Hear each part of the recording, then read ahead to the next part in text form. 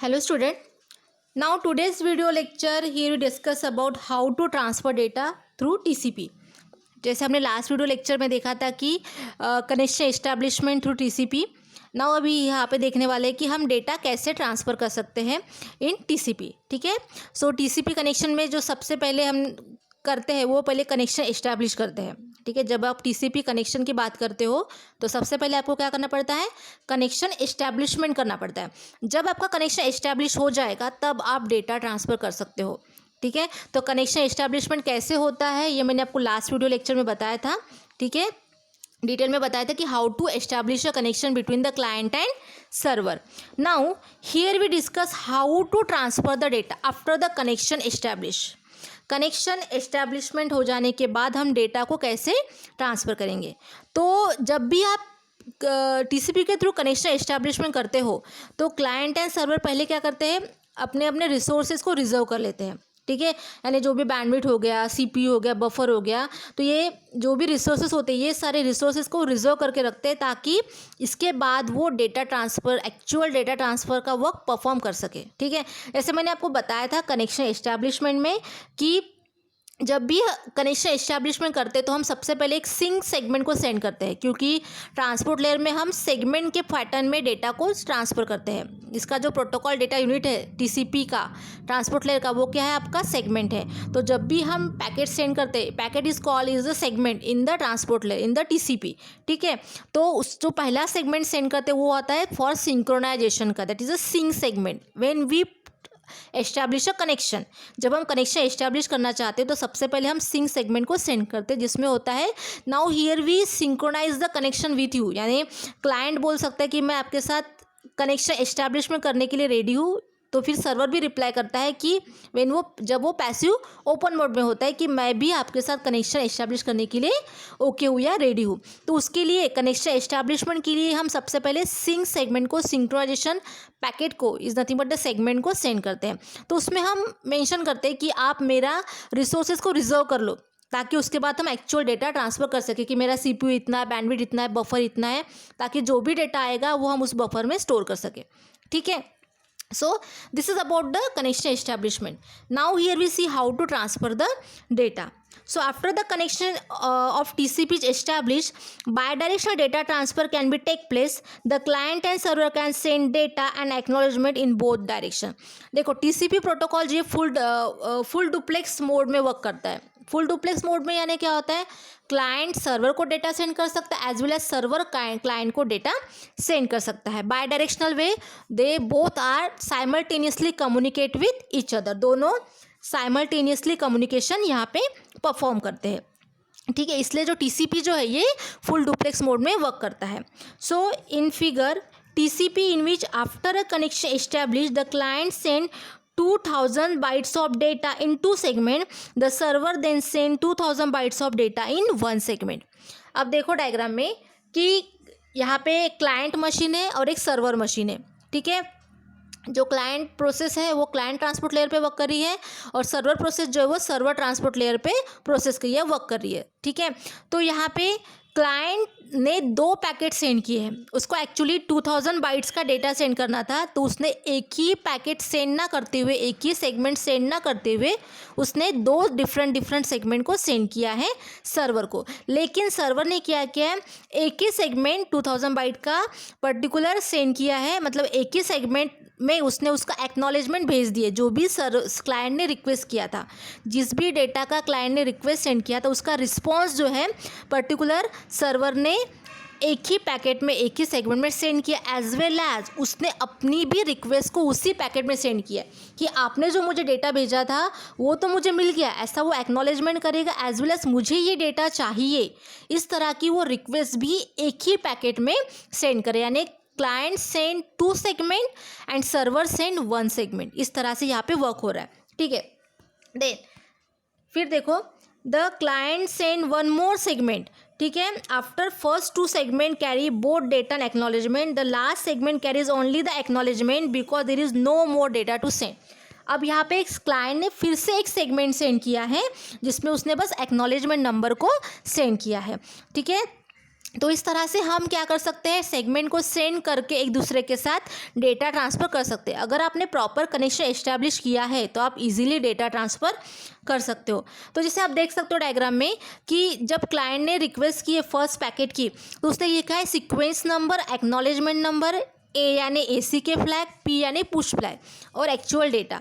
ठीक है, तो ये जो ऊपर की फील्ड है, sequence number, acknowledgement number, AC के फ्लैग, पुश फ्लैग, ये सारी हेडर फाइल है टीसीपी के, जो हमने टीसीपी का हेडर फॉर्मेट देखा था। सीक्वेंस नंबर यानी क्या होता है कि मुझे 8001 से लेकर उसका जो 1000 बाइट्स का डेटा मुझे चाहिए। ठीक है, यहाँ पे उसने लिखा है कि मुझे 8001 से स्टार्ट होकर के 10 मतलब 1 तक, क्योंकि 2000 बाइट्स का डेटा चाहिए ना उसको, तो वो एट ए टाइम 2000 बाइट्स का डेटा की रिक्वेस्ट ना करता, 1000 के बाइट्स की डेटा की रिक्वेस्ट कर रहा है।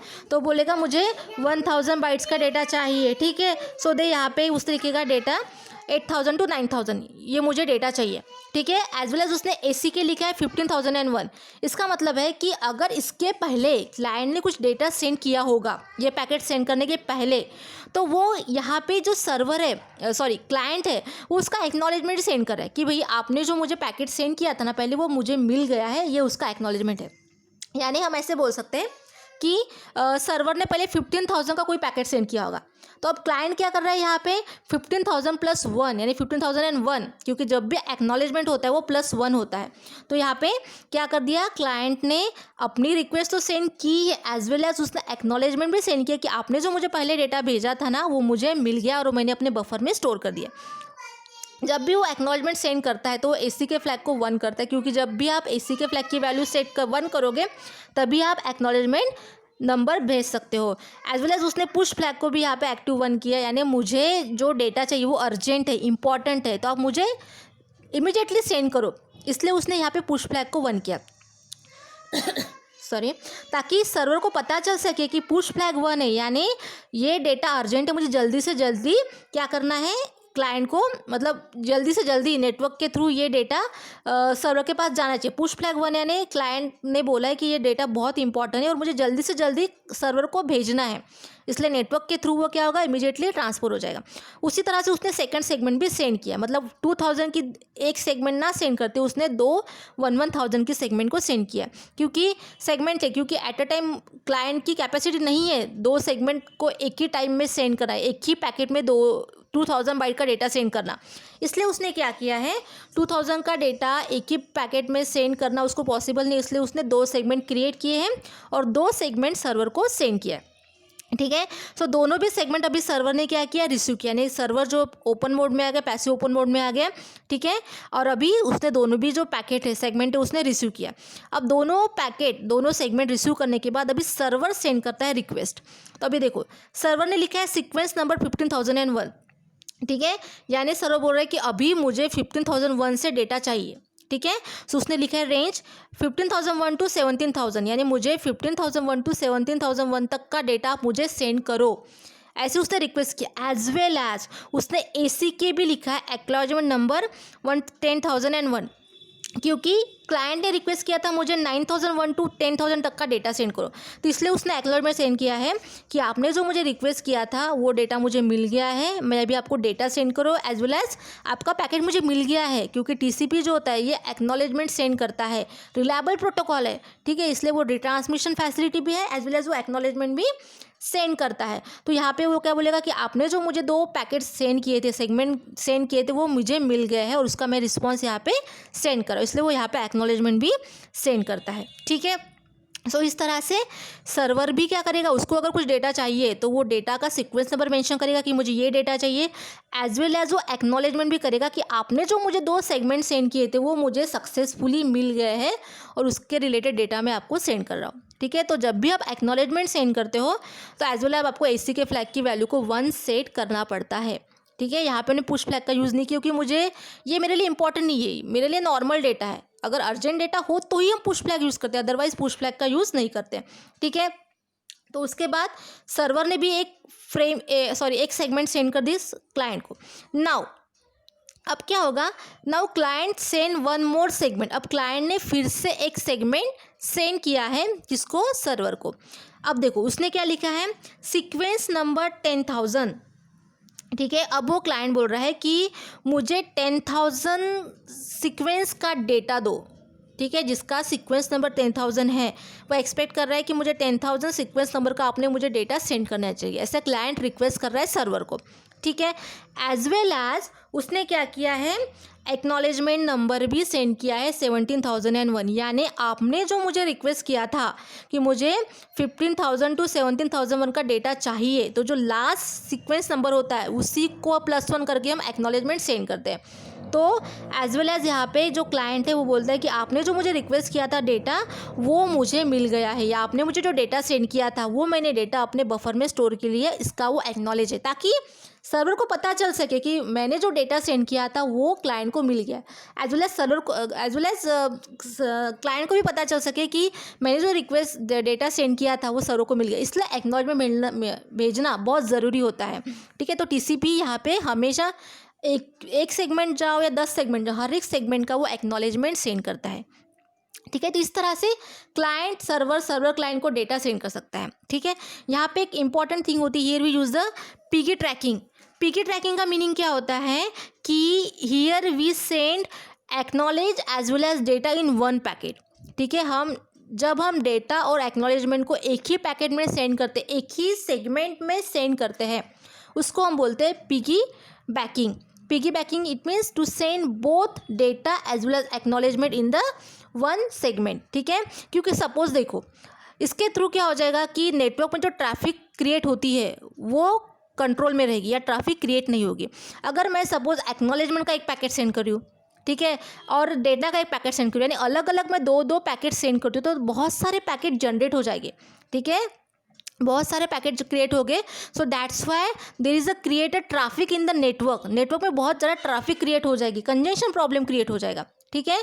सो क्योंकि टीसीपी का फंडा ये कि वो एक्नॉलेज सेंड करता है, बट उसको अगर डेटा भी चाहिए तो वो क्या अलग अलग पैकेट सेंड ना करते, वो क्या करेगा, पिगी बैक ये कंसेप्ट का यूज़ करेगा। इट मीन्स दैट वो एक ही पैकेट में, एक ही सेगमेंट में क्या करेगा, सारा data as well as acknowledgement number को सेंड करेगा। इसको बोलते हैं पिगी ट्रैकिंग, ठीक है, पिगी बैकिंग, ठीक है, to send both data and acknowledge in the one segment. तो जिसके कारण जो नेटवर्क पे ट्रैफिक क्रिएट होती थी, ठीक है, वो यहाँ पे क्रिएट नहीं होगी और एक प्रॉपर सीक्वेंस में हमारा जो डेटा है वो ट्रांसफ़र होगा, फ्लो होगा। क्योंकि जो टीसीपी प्रोटोकॉल होता है वो फ्लो कंट्रोल को मैनेज करता है, मेंटेन करता है। तो कैसे मेंटेन करता है, इसी तरह से मेंटेन करता है कि डिफरेंट पैकेट ना सेंड करते हुए एक ही पैकेट में सारा डेटा सेंड कर दो, ठीक है। तो इस तरह से क्या हो जाएगा, पर्टिकुलर हम एक ही पैकेट में acknowledgement as well as data को सेंड करेंगे और उसको हम सीक्वेंस नंबर रिप्रेजेंट करते हैं कि मुझे इस सीक्वेंस नंबर से डेटा चाहिए। अब वो 2,000 बाइट्स का है, तो उसने बोला कि 1,000 के दो, तो ये 10 बाइट्स का या 15 बाइट्स का, इस तरह से वो रेंज डिसाइड करके हम डेटा की रिक्वेस्ट करते हैं, ठीक है। और जब भी आप एक्नॉलेजमेंट सेंड करोगे तो हमेशा आपको एसीके फ्लैग को वैल्यू 1 से सेट करनी पड़ेगी, ठीक है। सो एज वेल एज यहाँ पे जो होता है क्लाइंट, वो क्या करता है, री विंडो यानी रिसीविंग विंडो साइज़, वो अपने विंडो साइज़ को भी एडवर्टाइज करता है कि मेरा विंडो का साइज़ 10,000 है। यानी वो क्लाइंट को बोल रहा है कि आप जब भी मुझे डेटा सेंड करोगे ना, तो मुझे 10,000 बाइट्स तक का ही डेटा सेंड करना, उससे ज़्यादा मत सेंड करो, क्योंकि मैं उतना एक्सेप्ट ही नहीं कर पाऊँगा, क्योंकि मेरी कैपेसिटी 10,000 की है। So here we not accept the much more data, ठीक है। तो यहाँ पे हमेशा आइदर क्लाइंट हो या सर्वर हो, दोनों भी क्या करते हैं, अपने विंडो साइज़ को भी एडवर्टाइज करती है। ये जो पॉइंट है विंडो साइज़, ये मैंने आपको टीसीपी कनेक्शन एस्टैब्लिश में डिटेल में बताया था कि किस तरह से रिक्वेस्ट की जाती है। Window size mean nothing but the capacity of the client और सर्वर, ठीक है। तो यहाँ पे लास्ट में क्लाइंट ने रिक्वेस्ट किया है आर विंडो 10,000, यानी मेरी विंडो साइज़ कितनी है, 10,000 है, तो आप मुझे पर्टिकुलर 10,000 तक का ही डेटा सेंड करो, उससे ज़्यादा आप डेटा सेंड मत करो। तो इस तरह से पर्टिकुलर क्या होता है, क्लाइंट सर्वर को as well as server client को डेटा ट्रांसफ़र करता है। अगर अब इंपॉर्टेंट डेटा है तो आप पुश फ्लैग को एक्टिव करो, अगर नहीं है तो नॉर्मल डेटा को आप रिप्रेजेंट करो, ठीक है। और एक ही पैकेट में आप डेटा की रिक्वेस्ट भी कर सकते हो, एज वेल एज अगर आपके पास कुछ डेटा आया है आइदर क्लाइंट से हो या सर्वर से हो, तो आप उसका एक्नॉलेजमेंट नंबर भी एक ही पैकेट में सेंड कर सकते हो, जिसके थ्रू ट्रैफिक कंट्रोल होता है।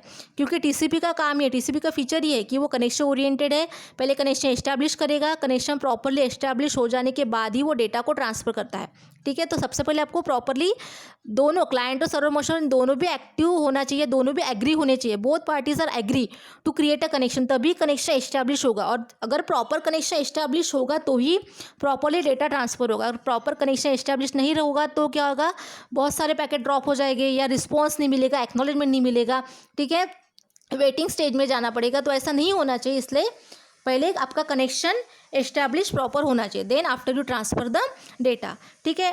कनेक्शन एस्टैब्लिश हो गया, डेटा ट्रांसफर हो गया, उसके बाद होता है कनेक्शन टर्मिनेशन।